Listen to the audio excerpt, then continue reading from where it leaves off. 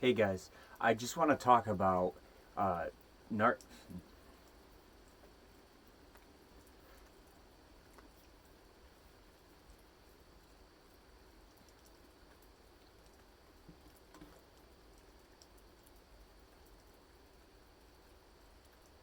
hello, hello, fellow knowledge seekers.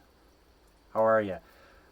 Just want to talk to you guys quick about something that's near and dear to my heart, and that's being in a relationship with a narcissist and/or having dated or been married to a narcissist. And I just want to identify a couple key points here that might help you emotionally swallow everything, we'll say. Okay?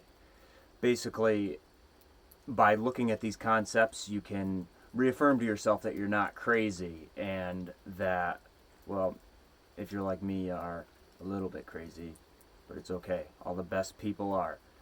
But by understanding these fundamentals, it really helps you draw uh, like a sandbox around your issues. Okay, so the key features of a narcissist, the hallmark is a lack of empathy.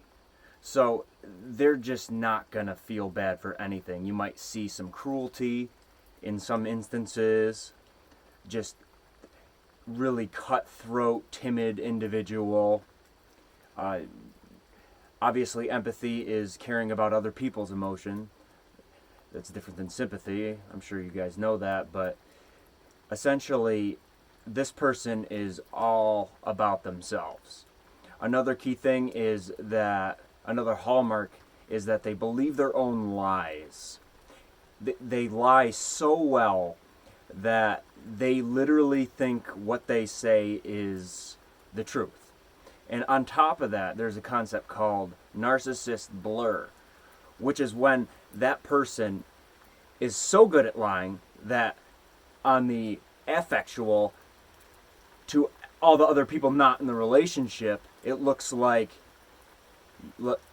if the person paints you as the bad guy or lady, then that's just how it is. The narcissist blur.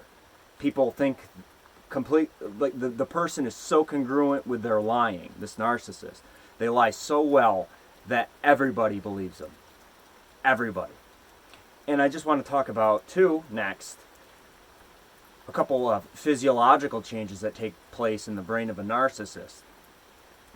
And this is from a book that explores narcissists. I can't remember the name of it right now, but essentially, like when they're a kid, they don't receive enough love externally, right?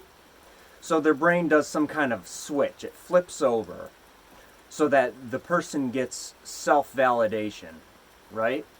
So they don't need anybody else to fill the void. So they get the love themselves. They don't necessarily need it from anybody else now, okay? Uh, just going back to the lying thing, they do this thing called gaslighting, where they're so good at lying too, it makes the person in the relationship with them question their own sanity. Yeah, I'm sure you guys have been there or known somebody like this.